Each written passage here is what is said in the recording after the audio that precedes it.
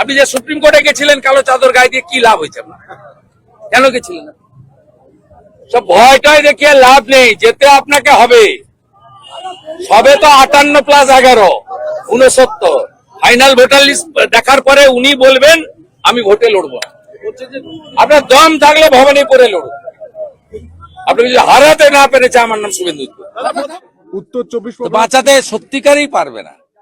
Final voter list বেরোলে এই খালা মমতাকে বলতে হবে যে আমি ভোটে লড়বো না।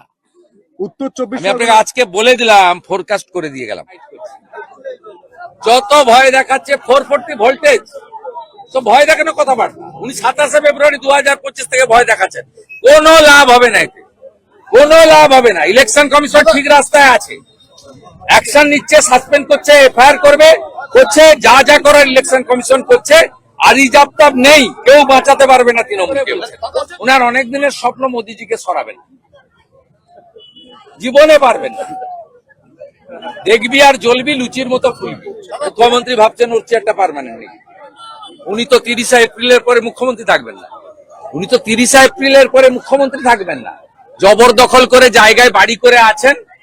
যতই নাচুন না কেন মিডিয়াতে, হাট দেখান আর পালঙ্ক দেখান। আপনি আকাশে উড়েন, সবাই জানে। আপনার পরিবর্তনটা আমরা দেখেছি, আপনাকে মুখ্যমন্ত্রী আমরা করেছিলাম, আর আপনার পরিবর্তনটা আমরা দেখেছি। আপনাকে ছেড়ে এসেছি ওই কারণে।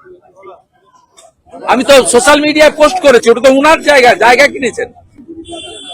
এত টাকা পেলেন কোত্থেকে? তো মেদিনীপুরের লোক, 7 মাইলে বাড়ি, ওখানে দোকান করে ভয় দেখিয়ে ওর কাছ থেকে জায়গা কিনেছে। বাংলাদেশে ভাইলেন্স ছাড়া ভোট হয়েছে, বাংলাদেশে ভাইলেন্স ছাড়া ভোট হয়েছে এমনটা বলছেন মমতা বন্দ্যোপাধ্যায় বলছেন। উনি এখান থেকে নাম কাটিয়ে ওখানে চলে যান।